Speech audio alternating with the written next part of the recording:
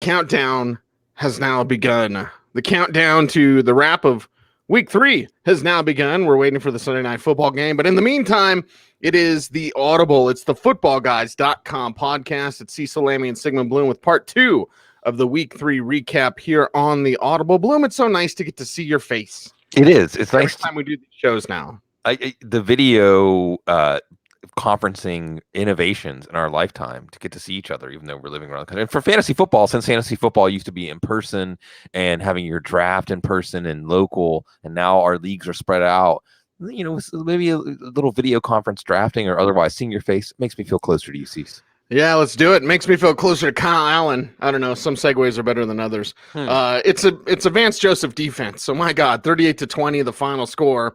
Carolina gets their first win of the season without Cam Newton, with Kyle Allen. There's your air raid getting it done. 19-26, 261 yards, 4 touchdowns on the day. Now the touchdowns go like this: Greg Olsen gets 2, 6 for 75 and 2. Curtis Samuel gets 5 for 53 and 1. DJ Moore gets 1 catch, 52 yards, but 1 touchdown. You think with a young quarterback, he's going to lean on his tight end. Okay, but he did that. You also think he's going to lean on receiver out of the backfield. No, Christian McCaffrey, 3 for 35 as a receiver and only 4 targets. Like, he spread out his 25 targets pretty good, pretty well. 7 for Olsen, 7 for Samuel, so there's a preference there. Christian McCaffrey, there's a preference to get him the ball as a runner. 24 for 153 and 1. Yes, please, including the big 76-yarder if you get points for those super long plays. But Panthers, where was this?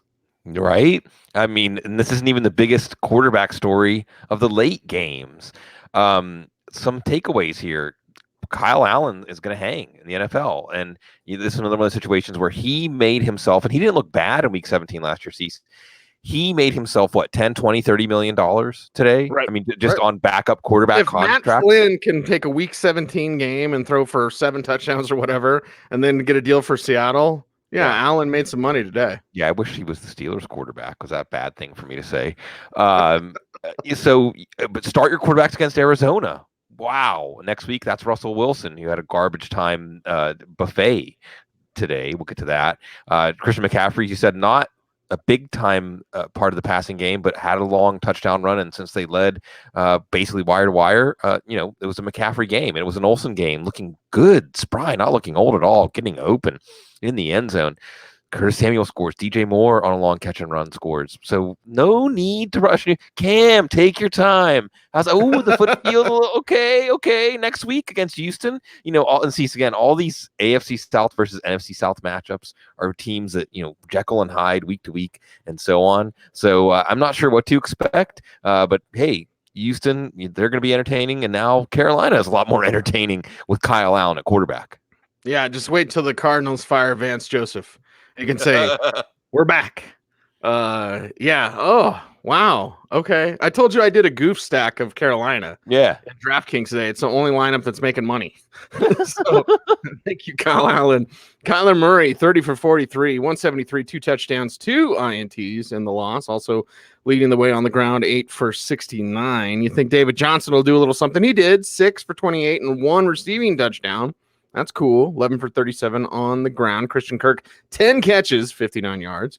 5 for 36 and 1 touchdown for Larry Fitzgerald. Nobody did much of anything else that you would even be considering starting, but the Cardinals roll up against Carolina and can't get it done. Yeah, this is the first game where the passing game for Kyler Murray really fizzled. And he did a lot more as a runner in this game, but not really in much of a shock. He got sacked, 8 times? So this is more like that first 3 quarters of the Detroit game. It wasn't really a shining game for Kyler Murray, but you can see the volume's still going to be there for Larry Fitzgerald. The volume's still going to be there for Christian Kirk. They stay in your lineup no matter what. And the matchup gets a lot better next week. Not an easy run of defenses, Detroit, Baltimore, and Carolina to open. Seattle up next week. And much like Kyler Murray, David Johnson, not doing as much as a runner, more involved as a receiver, still a solid fantasy play. So after that scare with the wrist last week, that's feeling better. So, bump in the road for Arizona in this one. Everyone knew this team wasn't going anywhere. They have their top 10 pick, Cecil, unlike other teams. Unlike other teams. My God. I'm gonna drink so much. Yes. Bartender. Yeah, I'm a Steelers fan. Get over here. Okay. Let's talk about the Giants getting their win. Daniel Jones. What's up there? Daniel Dimes. Terrible nickname, but not a bad debut. And certainly against Todd Bowles' defense. Okay, 32-31, the final score. An exciting one here with the Giants against the Bucs. And Daniel Jones goes 23-36, 336, 2 touchdowns passing, 2 touchdowns rushing. Should have done a Giant stack, Bloom, and it made more money. And here we go. Daniel Jones, Evan Ingram, 6 for 113 and 1. Sterling Shepard back. He's back. 7 for 100 and 1 touchdown. Now Saquon Barkley, 8 for 10 on the ground. And then Saquon, 4 for 27 as a receiver. But this G-Men team gets injected with some energy from the rookie, Daniel Jones, who had everyone in the world against him. I felt at that pick, okay, you're not going to take Dwayne Haskins there. A little bit too early. You have another first-round pick, maybe take a little bit later. But hell, they were right because it's fit, Bloom. Fit in the NFL is the key. If you have a guy, do what he does best, and that's what and they're using his legs, right? Daniel Jones has that ability. They used it today. They get the win. Yeah, wow. What did it take for the Tampa Bay defense, which looked so good, to basically get solved? I mean, well, no one can solve Shaq Barrett, but there you go. And Cecil, he has 8 sacks, and the Broncos have none. Whoops. But you know, see, what's wild about this is the football gods, they're fickle. But if you look at the master plan here, Dave Gettleman gets the last laugh at this moment. I mean, obviously things continue to unfold, but taking Saquon Barkley over the quarterbacks last year and then taking Daniel Jones this year, it looks like it was the right move. It looks like he played it masterfully, except they lose Saquon Barkley in this game.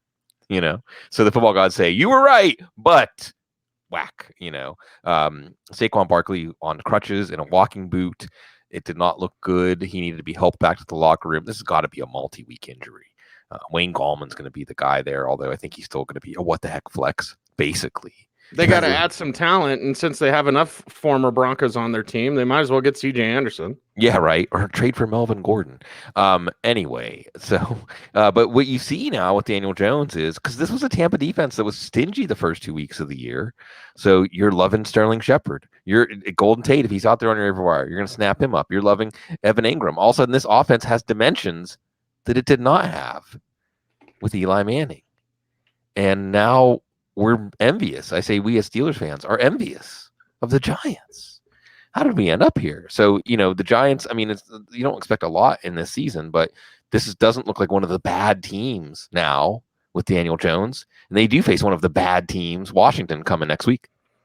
Yeah, and all of a sudden, you get that win, you're 2-2, right back in the mix. Mm-hmm. Mm-hmm. Okay. All right. Here we go. Buccaneers side. Jameis did it, because where I was talking about this Giants defense you can pick on, and welcome Mike Evans, 8 for 190 and 3 touchdowns. My God, he had everything, because Jameis went 23-37 for 380 and 3 touchdowns, also a pick in there, sacked 4 times, but it was mostly Mike Evans as much as possible. 15 targets for Mike Evans. He made hay with it. O.J. Howard, 3 for 66 in this one. Chris Godwin, 3 for 40. Now on the ground, Ronald Jones, 14 for 80. And then 1 for 41. So 120 all-purpose yards if you had him in as a flex play. Peyton Barber, 13 for 48 on the ground. And then a couple catches, 7 yards. Brashad Perryman does nothing. So you still don't have a third guy there. But you've got Mike Evans. And it was almost enough, Bloom. Kickers. I mean, this is another one of those organizations. It's always going to be a kicker problem. It's always, there's no matter what they do, because they made the plays. Even after Danny Dimes made the plays, Jameis Winston, Mike Evans made the plays. I don't understand why they didn't just go for the touchdown. I feel like, especially with their kicking history, I mean, I get it, you trust the kicker, but try for the touchdown once instead of just anyway. Ronald Jones is back on track. Jameis Winston's back on track. Mike Evans is back on track. And we're going to play Jones over Barber going forward. And I think Jones will overtake him as a fantasy commodity if he hasn't already, and maybe overtake him on the depth chart. O.J. Howard has a pulse. Chris Godwin, not a great day, but when there's that much production to go around, it all got concentrated on Evans in this one. However, we could see that spread out. And Tampa, again, I mean, are we back to like New Orleans is the favorite in that division? I don't know. The Kyle Allen Panthers. I mean, I'm not really sure who to pick in the NFC South. So it's this game, they're going on the road to face the Rams. I mean, this team should feel like they can compete with the Rams. So nothing is lost here. We could have been having the rookie kicker Matt Gay that are marching out with him on the shoulders, marching out of the pirate ship and saying the Tampa Brutarians has some magic. Instead, it's the kicker curse. So, it's, again, the fickle gods of the NFL, but a highly, highly entertaining game. And, just breathtaking. Watching Saquon Barkley hobbling to be part of the celebration after Matt Gay missed that kick, that's what you want. So, again, Gettleman has a last laugh. If you watch this game, even if Gay had made that kick, you feel like, hey, things are going well for the Giants. But now they have this moment to crystallize this team. It's going to be fun to watch. How do you feel about your quarterback? Mm-hmm. By the way, Bloom, chat room reacting. I think you're in a hotel room. You're in your bedroom. No, well. Yeah, by the way, camera's getting a little foggy. So ooh, all right. Some steam rolling in. Yeah, it's always steamy. I don't know. It's like we're going for the lo-fi production. This one in the bedroom. Let's talk about this instead of what Jay says. The Steelers are finding new ways to rip my heart out week after week. I'm an emotional eater, Bloom. So this season, remember how I used to do triple shows? Triple, right? Yeah. We do a show. I'd be like, great show, guys. I'm going to go get a triple. And then all of a sudden, I'm like 30 pounds overweight. I'm like, why am I fat? Oh, okay. Triple shows. Well, Steelers, I think I'm gonna go way more than Mark Schlereth, who's at about 250 now. I'm only about 20 pounds behind him. So anyway, this is awful. Steelers, 49ers 24-20. Mason Rudolph comes in, goes 14 of 27, 174 yards, 2 touchdowns, 1 INT, sacked a couple of times. Juju got 7 targets, 3 for 81, 1 touchdown. Deontay Johnson, nice to see, 6 targets, 3 catches, 52 yards, 1 touchdown there. James Washington, there's nothing there. Yeah. We've been waiting for it. There's just nothing there with James Washington. If he does something like next year, then maybe I've got dynasty stock in James Washington, but there's just nothing there with him. 2 for 14. He fails to impress, even with Ben, with his college quarterback, whatever. James Conner, 13 for 43 on the ground, 4 for 14 as a receiver. When he actually will catch the ball. Okay. Yeah. And then, this one, fumble lost by James Conner as well. So there you go. It's not going to be better without Ben. No. It's not going to be better. By the way, Kyle Juszczyk, bam, get off me, Minka. Bam. Yeah. Well, look, they had a first-round grade on him. They were wrong to have a first-round grade on him. Thankfully, he fell to the 3rd round. Okay. Can we say 14 for 27 and he wasn't as good as the numbers looked? I mean, look at Allen and watch these afternoon games. Look at any of these except Luke Falk. But look at these, new starters. Hell, look at Daniel Jones. Yeah. Right. And then look at their comfort level. Mm-hmm. Are they doing what makes them comfortable? And Rudolph's out there at a 50% passer. The hell are you, Tim Tebow, dude? Come on. No. So he's taking the life out of this offense. Yes, Juju Smith-Schuster ran away from the defense for a touchdown. Yes, there was buster coverage for Deontay Johnson. Otherwise, he was horrendous. The offense was horrendous. This looked like one of the 5 worst offenses in the league. With this offensive line, that should never happen, even with the backup quarterback in. They should not look this bad. 5 turnovers, or this game would have been a blowout. This game should have been a blowout. The Steelers should have got beaten by, 15, 20 points in this game, but they got a ton of turnovers early in the game and hung around. And then they handed the game to the 49ers with the James Conner fumble, with the Mark Barron holding call. Every time they had a chance to win the game, they'd say, no, what do they call it? Snatching defeat from the jaws of victory. Yes. Vance McDonald and that chemistry. No. And for our reward, the whole football world, even if you're not a football fan, you get to enjoy the pain on Monday night. Steelers Bengals. You'll get to watch Mason Rudolph be the 2nd best quarterback on the field with Andy Dalton. Dude, bring Dennis Miller back. Something like Monday Night Football's awful. Puppy Bowl. I'm telling you. It's better than what they got. Jimmy Garoppolo, 277, 1 touchdown, 2 INTs in this one. George Kittle goes 6 for 57. The receiving touchdown goes to Dante Pettis. Maybe like a crazy what the heck flex if you're related to Pettis. You had him in 4 for 20 and a touch. Kyle Juszczyk, get off me. Blah, 3 for 51. Debo, that's a Debo move. Kyle's been hanging around with Debo because Debo Samuel goes 3 for 44, and this one Marquise Goodwin 2 for 41. And then Raheem Mostert, 12 for 79. Matt Breida, 14 for 68. And yes, a 3-headed running back by committee. Have we ever seen this, Bloom? Where all 3 backs have value? Because there you go. There's Jeffrey Wilson, 2 rushing touchdowns. Like, his role is completely obvious. And those 3 backs at varying levels for various reasons all have value fantasy-wise. Yeah, when it's a game that they're not leading in, then Wilson has the most value covering those 2 touchdowns. Mostert still looks good. Breida still looks good. They're going on by. Tevin Coleman might be back to complicate this. So really what we have here is a bunch of what the heck flex plays, depending on the matchup. Jimmy Garoppolo and some of the turnovers hurt him from having a good game against the Steelers. He'll be a matchup quarterback 2, super flex, maybe a deep quarterback 1. Kittle is fine and is going to remain in your lineup, and bigger games are going to come for Kittle. But otherwise, the passing game looks like what we kind of thought during the preseason season, where it's like there is no clear option. It's Goodwin, it's Samuel, it's Pettis, it's even Kendrick Bourne, even Richie James, my man, messing some things up, almost gifting the Steelers a wonderful turnover that James Conner gives back to them.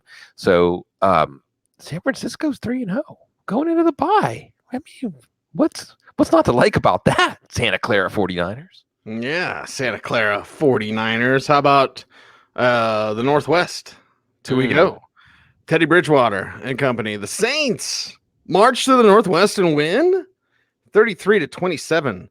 The final score as they win without Drew Brees. And they win with Teddy Bridgewater throwing every single pass. 19-27, 177, 2 touchdowns, no INTs. In this one, have to go back and watch his time before pass. He certainly was holding on to the ball too long last week. This week, well, that rush for Seattle make you get rid of it and get rid of it to Alvin Kamara. 10 targets, 9 catches, 92 yards, 1 receiving touchdown, in addition to 16 carries for 69 yards and 1 rushing touchdown. Teddy had 3 for 12. Taysom Hill came in 1 for 5. Also had 1 for 5 as a receiver. So there you go. Ted Ginn 2 for 15. Michael Thomas 5 for 54 and a touch. As I said, like, okay, this is it. This is Teddy, but this is defense, and this is Teddy, and this is lots and lots of Kamara. Isn't this the game the Steelers had pictured in their head of what was going to happen for them this week? We lose our quarterback, has been our quarterback forever and taken us to Super Bowl wins, and we're going to put the backup in, and we're going to go on the road, and we're going to – I mean, the game wasn't nearly as close as the score looks. So on the New Orleans side, this is why you pay Teddy, $7 million? This is why you keep him around. And maybe beyond this year, if he keeps playing like this. And it's very simple. You have Michael Thomas. You have Alvin Kamara. Keep the ball in the hands of those guys. How refreshing. They didn't have any massive chunk gains and things like that. Alvin Kamara did break free and do his thing with his contact balance and acceleration a few times. But really, it wasn't any kind of vertical offense or anything like that. It was a safe offense. But the defense played very sound football. Michael Thomas made a play on a 4th down. Marvin Kamara made some plays. And otherwise, Jared Cook, there's going to be nothing there. Latavius Murray, there's going to be nothing there. But down here in New Orleans, see, someone's really exaggerating that, making that sound terrible. I mean, I am down here in New Orleans. They're excited. They can win this division. Drew Brees isn't done for the year. They can be competitive. I felt like if Brees misses 6 games, they go 3-3 in those games, they can hang. So, we'll see this team. They play Dallas next week. That should be a really fascinating game down here in the Superdome. But you look at the NFC South, there's no team to be afraid of in the NFC South. The way this defense is playing right now, what they were able to do in this game, rallying behind Teddy Bridgewater, it went almost perfect for them. Let's talk about Seattle, and the answer is lots and lots of Tyler Lockett. 11 for 154 and 1 receiving touchdown on 14 targets. Russell Wilson going nuts. 32 of 50, 406 passing yards, 2 touchdowns, no INTs. Also 7 for 51 and 2 rushing touchdowns. Wilson gets all the points. 15 for 53 for Chris Carson on the ground. DK Metcalf, 2 for 67. Will Dissly continuing that value, 6 for 62 and a receiving touchdown. CJ Procise, 5 for 38 as a receiver. Some other guys, Jerron Brown, David Moore, whatever. Chris Carson also had to catch for negative 2 yards, if that counts. But here it was. It was lots of Lockett, lots of Russell, and a dash of DK. A lot of garbage time points here. Will Dissly actually scoring on the last play, but you look at this and Seattle came into this game 2-0. Now they beat Seattle, Cincinnati, and Pittsburgh. Ain't nothing to be proud of. But Wilson racked up numbers in catch-up mode. Chris Carson had another fumble. So Rashad Penny wasn't in here. CJ Precise got some more work, but yeah, problem in the comeback march, the garbage time drive around the blocks. Tyler Lockett had a big game. Again, Will Dissly, he's here to stay. He looks good. He looks good and coordinated catching the ball. Good enough speed and a good enough burst into his routes and after the catch and good hands. So, we did see DK Metcalf only get one big play, and it was on really a desperation, a quasi Hail Mary at the end of the first half. So Seattle, you're 2-1. I mean, you're not, your season is going down the drain in any scenario, but you just got beat soundly at home by a team with their backup quarterback. Now they're going to go in a very fascinating game. Speaking of games that could produce a lot of quarterback stats, this is like the Spider-Man in a way. Okay, Wilson's a lot, but Russell Wilson, Kyler Murray pointing as next week. It'll be a fun one for fantasy. There you go, Spider-Man. I like that reference, Boom. Thank you. Yeah, makes my comic book heart so happy. Happier than the Steelers make me. Texans and Chargers, final game we're going to talk about. I think we got them all right. Final game. Yeah, 5 games this afternoon. So Texans, Chargers, 27-20, the final score. It's finally over. Texans get that dub. They do it with Deshaun Watson going 25 of 34, 351 yards, 3 touchdowns. No INTs. The touchdowns go like this. Jordan Akins, 3 for 73 and 2. And Darren Fells, 5 for 49 and 1. Probably nobody started either one. You started Nuke, 6 for 67. Might have started Kenny Stills, 4 for 89. That's cool. Maybe Will Fuller, 5 for 51. All right, cool. Carlos Hyde, you started, right? 10 for 19. At least you got a rushing touchdown. Don't get greedy. But the Texans get the win. It's just kind of interesting who they get the win with. Yeah, well, Deshaun Watson, really. It was Deshaun Watson creating a lot of this stuff. And after a hiccup, Jacksonville just knows how to play him. There is something to this divisional opponent stuff where you've seen a quarterback enough and you understand his weaknesses, but the Chargers really couldn't slow him down in this one. So, wow, Deshaun Watson's fine. If you took him out of your lineup this week, that stings. You play him next week against Carolina. Wow, Jordan Akins. And remember, they drafted him in the 3rd round as a tight end with some speed, and we saw some of that speed, but it was really Deshaun Watson that made the play on the long touchdown. Darren Fells.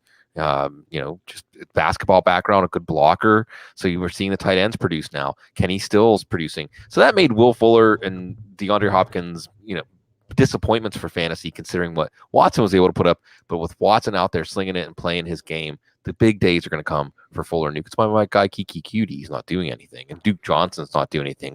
Coming soon to shut him down segments near you. Kiki and Duke. Yeah, I'm hurt and I'm feeling that. Carlos Hyde got a short touchdown, but still that was disappointing. But whatever.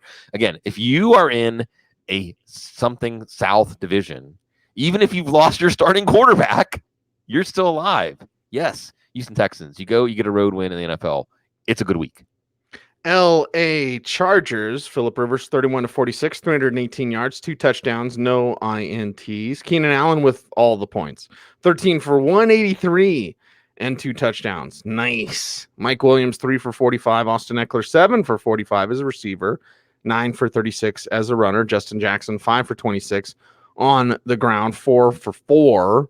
It's like a Wendy's order. As a receiver. And there you have it. Lance Kendricks featuring now more Lance Kendricks, 1 for 13. Okay, whatever. They're not going to use the tight end. They're going to use as much Keenan Allen as possible with some Mike Williams to boot. Yeah, and you can't blame Rivers, really. He did enough in this one.